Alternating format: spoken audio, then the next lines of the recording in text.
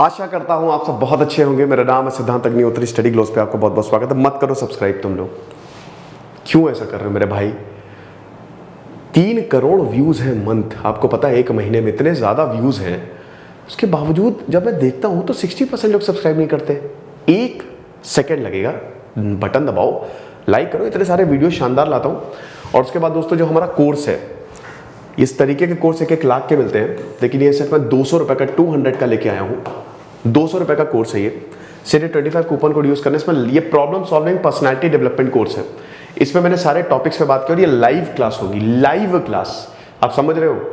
तो ये 23 अप्रैल से शुरू होने वाली है। अभी इसी वक्त इस कोर्स को परचेस करो। उसके बाद यूपीएससी का तो हमारा शानदार कोर्स है ही है, और यूपीएससी टेस्ट सीरीज आप जरूर परचेस करना। बहुत ही सस्ते में, 400 रुपए में निकाली है ये।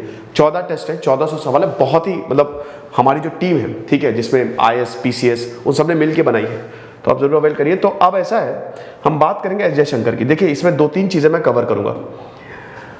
पहली चीज तो एस जयशंकर ने जो रोस्ट किया है, यहां पे जो देशों को उन्होंने रोस्ट किया है ना, मजा आ गई। फिर उसके बाद एस जयशंकर की एक शॉर्ट बायोग्राफी मैं आपको बता दूंगा कि एस जयशंकर कहां से आए हैं। या काम करता हूं, पहले मैं शॉर्ट बायोग्राफी ही बता देता हूं। देखो, अगर हम एस जयशंकर की बात करें तो इनका जन्म 1955 में हुआ था। वैसे तो तमिलनाडु से आते हैं ये। इनके पिताजी भी एक सिविल सर्वेंट है, के सुब्रमण्यम। 1955 में दिल्ली में जन्म हुआ। सेंट स्टीफन से इन्होंने पढ़ाई की। ब्रिलियंट थे, ब्रिलियंट, ठीक है। परिवार में पढ़ाई का ही माहौल था। सेंट स्टीफन से इन्होंने पढ़ाई की। जवाहरलाल नेहरू यूनिवर्सिटी, जेएनयू से पढ़े हैं ये। जेएनयू से पढ़ाई की, इंटरनेशनल रिलेशंस की इन्होंने पढ़ाई की। और उसके बाद फिर ये ट्रेनिंग के लिए मॉस्को गए। देन उसके बाद दोस्तों ही नेवर लुक्ड बैक, ठीक है। ये यूपीएससी का एग्जाम दिया, फिर उसको क्रैक किया। यहाँ पे फिर इन्होंने भारत सरकार में इन्होंने सेवाएं दी। और इनका जो काम रहा है ना, वो मतलब काबिल तारीफ रहा है। इन्होंने काफी पेपर्स लिखे, काफी किताबें लिखी हैं। आपको बता दूं कि वैसे तो ये तमिलियन है, लेकिन दिल्ली में पले बड़े। लेकिन इनकी जो घर है ना, वो पूरी दुनिया रही है। तो इनका जो एक्सपीरियंस है कमाल का है। सबसे लंबे समय तक ये चाइना में रहे, वहां पर एम्बेसडर बन के रहे 2009 से 2013 तक। 123 एग्रीमेंट आपको मालूम है। ये अमेरिका में सेक्रेटरी थे, मतलब वहां पे रहे अमेरिका में। तो 2003 से 2007 तक अमेरिका में रहे। आप ये समझिए, भारत के रिप्रेजेंटेटिव नुमाइंदे बन के रहे। लेकिन जो 123 एग्रीमेंट है, मनमोहन सिंह सरकार में इनका बहुत बड़ा हाथ था। 123 एग्रीमेंट जो था वो इन्हीं की देन थी। मनमोहन सिंह ने बहुत कमाल का काम किया, लेकिन पीछे का दिमाग इनका था, है ना। कि न्यूक्लियर डील जो हमने अमेरिका के साथ की, तभी तो हम और अमेरिका क्लोज आए ना। कौन सा पीस पर्पस के लिए यूज होगा, कौन सा यहाँ पे आप मतलब ऐसा एटम बॉम्ब बनाने के लिए यूज नहीं करेंगे।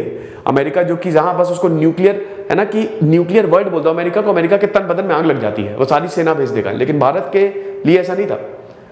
फिर उसके बाद हंगरी में रहे ये, उसके बाद फिर श्रीलंका में, हर जगह रहे ये। इनका इतना बड़ा, चेकोस्लोवाकिया में इतना, चेक रिपब्लिक सॉरी, इतना बड़ा इनका एक्सपर्टीज है और इतनी दुनिया में एक्सपीरियंस है कि मजा आ गई। तो जब ये फॉरेन सेक्रेटरी बने, 2014 में मोदी सरकार आई, बीजेपी सरकार आई, 2015 में फॉरेन सेक्रेटरी बने।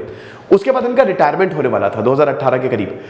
मोदी जी ने जाने ही नहीं दिया। इन्होंने बोला भाई तुमको जाने ही नहीं देंगे। इनका रिटायरमेंट कई बार तो एक्सटेंड किया गया है।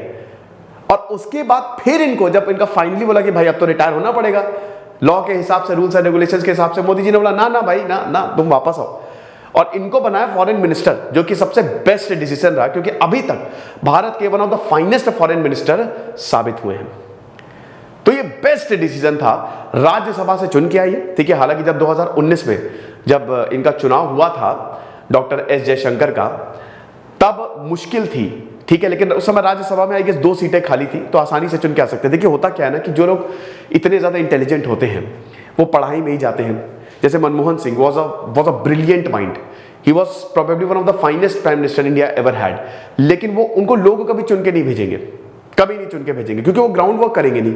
तो इसीलिए वो भी राज्यसभा से चुन के आए। ऐसे ही डॉक्टर एस जयशंकर के साथ था, ब्रिलियंट माइंड, लेकिन ये भी राज्यसभा से चुन के आए हैं, है ना, लोकसभा से नहीं। आप जब, आपको मान लीजिए कि अगर सिद्धांत अग्निहोत्री को मोदी जी ने मंत्री बना दिया, तो मुझे 6 महीने के अंदर अंदर सदस्यता लेनी पड़ेगी हाउस की, लोकसभा के लिए, राज्यसभा के लिए, वरना रद्द हो जाऊंगा। मतलब मैं प्राइम मिनिस्टर नहीं, सॉरी, मतलब मिनिस्टर में नहीं, वो पद मेरे पास रहेगा, मैं कंटिन्यू नहीं कर सकता उसको, ठीक है।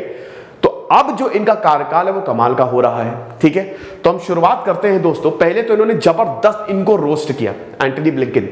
2+2 डायलॉग चल रहा है, आपको पता ही है, बहुत अच्छा रहा। भारत का ये जो बातचीत रही अमेरिका के साथ वो बहुत बढ़िया रही। लेकिन जब ये चुन के आए तो उस समय अगले ही साल 2020 में 2020 में, ठीक है, ये इस तरीके से, मतलब भाई एस जयशंकर का नाम सुनते ही मुख पे स्माइल आ जाती है। तो जब ये चुन के आए तो 2020 में रायसीना डायलॉग हुआ था, ठीक है, 2020 में। अब उस समय आपको याद होगा कि CAA प्रोटेस्ट हो रहे थे, कश्मीर मुद्दा बहुत ज्यादा गर्म था, क्योंकि कश्मीर में भाई पिछले ही साल मतलब 2019 में, ठीक है, 5 अगस्त 370 हटाया गया था, तो कश्मीर में भी कर्फ्यू लगा था। कश्मीर मुद्दा बहुत ज्यादा गर्म था। फिर सिटीजंस अमेंडमेंट एक्ट, फिर NRC, इस पे आपको पता ही है कि जगह जगह हिंसा हो रही थी, नेट बंद करना पड़ा था, बहुत दिक्कत हुई, है ना। तो उस समय इनसे पूछा गया था कि भाई जो पूरा, जैसे पूरा इस्लामिक कंट्री भारत के ऊपर टूट पड़ा, क्या रे तुम क्या कर रहे हो ये, तब इन्होंने बहुत जबरदस्त सा जवाब दिया था। इन्होंने बोला कि तुम एक बात बताओ भाई, ये जो लोग, उन्होंने सरकार को डिफेंड किया था इन्होंने, ये जो देश हमको पाठ पढ़ा रहे हैं, जरा तुम अपने अंदर झांक के देख लो, तुम माइनॉरिटीज को कैसे ट्रीट करते हो, जरा ये तुम देख लो। अगर तुम अच्छे से ट्रीट करते ना तो हमारी जरूरत नहीं पड़ती। तुम्हारा ट्रीटमेंट देखो, ये जो आज हमको पाठ पढ़ा रहे हैं ना, ये पहले खुद देख ले क्या कर रहे हैं।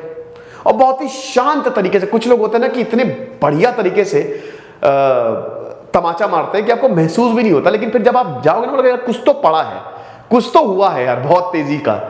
ऐसा है जयशंकर का रिप्लाई, ठीक है। देन उसके बाद हम आते हैं 2022 में, क्योंकि फिर इस बीच तो कोरोना आ गया तो सब कुछ बंद था। 2022 में चाइना, भैया चाइना को तो इन्होंने घेर घेर के मारा है। चाइना में सबसे लंबे समय तक ये रहे भी हैं और बहुत भली भांति जानते हैं वहां की पॉलिटिक्स को। तो चाइना को इन्होंने घेरते हुए पता क्या कहा, चाइना को इन्होंने घेरते हुए ये कहा, इंडो पैसिफिक, अभी फरवरी की बात है, इंडो पैसिफिक समिट थी पेरिस में।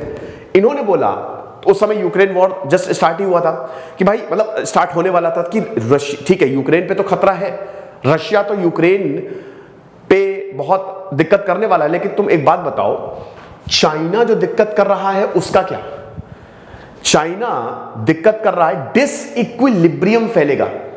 ये जो इक्विलिब्रियम, जो बैलेंस बना हुआ है ना, चाइना इसको तोड़ेगा और ये यूरोप तक जाएगा, यूरोप तक, ये चीज यूरोप तक जाएगी और प्रॉब्लम होगी।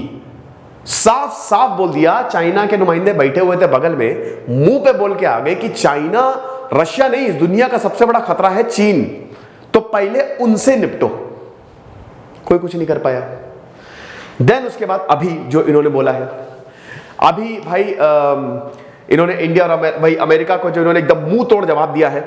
अमेरिका, भैया बताओ, अमेरिका ये बोल रहे हैं, ये महान इंसान एंटनी ब्लिंकन, ये ह्यूमन राइट्स का हमको पाठ पढ़ा रहे हैं और बोल रहे हैं कि गवर्नमेंट, प्रिजन्स और पुलिस जो ह्यूमन राइट्स करती है, अमेरिका उसको मॉनिटर कर रहा है।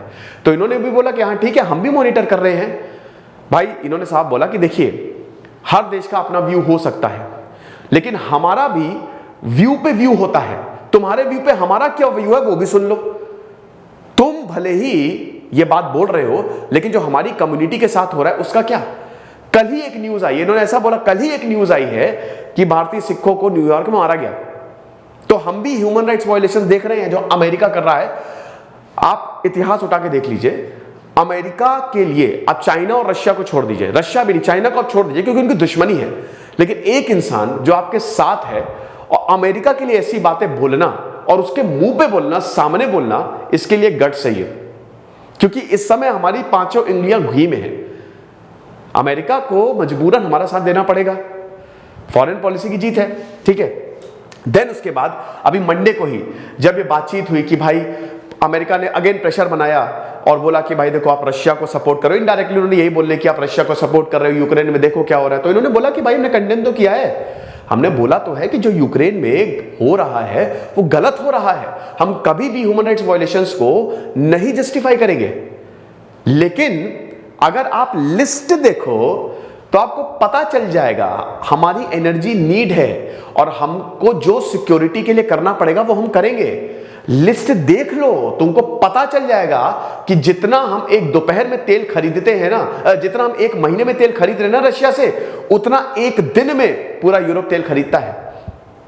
और अगर आप आंकड़े देखोगे आपको साफ पता चल जाएगा। चुप, गजब, इनसे सीख सकते हैं यार। देखो कैसे विटी रिप्लाईज दिए जाते हैं, है ना। अपने से ताकतवर लोगों को ऐसे विटी रिप्लाईज दो कि एकदम चारों खाने चित्त। फिर उसके बाद अभी पिछले साल जब लिस्ट ट्रस्ट आए थे यूके के फॉरेन सेक्रेटरी, तब भी एस जयशंकर ने बहुत बढ़िया रिप्लाई दिया था, जब उन्होंने वही तेल की बात बोल दी थी कि यूक्रेन इधर वॉर कर रहा है और आप डिस्काउंटेड प्राइस पे तेल खरीद लो। आपको पता है ना कि भाई जो ब्रेंट क्रूड है वो 98 बैरल पर डॉलर पहुंच गया था, बहुत ज्यादा महंगा हो गया था। लेकिन रशिया ने बोला कि हम तुमको 35 रुपए का डिस्काउंट देंगे, ठीक है, हम तुमको 35 रुपए का 63 से 64 बैरल पर डॉलर पे आप खरीद लो, कोई दिक्कत नहीं हमको। बोला बहुत बढ़िया यार, मजा आ गई। तो भारत ने बोल, अब तो उस पर काफी क्रिटिसिज्म हुआ कि भैया ये क्या हो रहा है, ये तो बकवास है, बहुत ज्यादा इनको घेरा गया, एकदम कटघरे में रखा गया। अरे तो इन्होंने उस समय बोला था कि देखो जब भी ऑयल प्राइसेस ऊपर जाते हैं तो देश अल्टरनेटिव देखते हैं, और अभी भी मैं श्योर हूं 2-3 महीने बीत जाने दो, जब आप लिस्ट देखोगे ना तो भारत टॉप 10 में भी नहीं रहेगा, टॉप 10 में सारे यूरोपियन कंट्रीज रहेंगे, साफ बोल दिया था। क्योंकि यूके अगर आप देखो तो यूके, जर्मनी, फ्रांस, ये सब रशिया पे डिपेंडेंट है ना। चाह के भी क्या यूरोप ने सैंक्शंस लगाए? नहीं लगाए, इतने नहीं लगाए। अमेरिका ही बस चिल्ला रहा है और ज्यादा कोई इंटरेस्टेड नहीं, उनको पता है कि हमारी कमर टूट जाएगी। हालांकि ये बात बिल्कुल सही कि व्लादिमीर पुतिन जो वॉर क्राइम्स हो रहे हैं यूक्रेन में, वो दिल दहला देने वाले हैं, है ना। और बहुत ही बुरी हालत है इस समय यूक्रेन की, रुक जाना चाहिए। लेकिन बात यहां पे ये है कि भारत को जबरदस्ती घेरने की कोशिश की जा रही है। लेकिन एस जयशंकर है, ठीक है, वन मैन आर्मी, तो कहते हैं ना कि कौरवों की भीड़ में अकेला एक अर्जुनी काफी है, तो वही है ये। तो आई होप ये चीजें आपको पसंद आई होंगी। और फिर दोस्तों और भी बहुत सारी चीजें, जैसे श्रीलंका में अभी दिक्कतें हुई हैं, तो श्रीलंका में भारत जो है RBI currency swap agreement, Bharat line billions and billions of dollars के फ्यूल के लिए लाइन ऑफ क्रेडिट, फूड के लिए लाइन ऑफ क्रेडिट दे रहा है, चावल भेज रहे हैं हम। अफगानिस्तान में भी यही किया हमने, है ना। ये बहुत ही कंस्ट्रक्टिव पॉलिसी है हमारी। हम, इन्होंने सीधा बोल दिया कि अब हम चुप नहीं रहेंगे, ये इनके थे we will not remain silent, हम बोलेंगे। और जब बोला इन्होंने तो हंगामा मच गया, वो मचना भी चाहिए भाई, जरूरी है ये। तो भाई चैनल को सब्सक्राइब करो और हमारे कोर्सेज को जरूर अवेल करो। जैसे सिद्धांत अग्निहोत्री साइनिंग ऑफ। और जिन लोगों ने टी शर्ट्स, अब भाई नए नए कलर्स के मैंने टी शर्ट्स बनवाई है, जिन लोगों ने टी शर्ट्स जीती हैं कंपटीशन में, उनको बहुत जल्द ये टी शर्ट्स मिल जाएंगी। आई गेस 1 हफ्ता लगेगा। Thank you so much.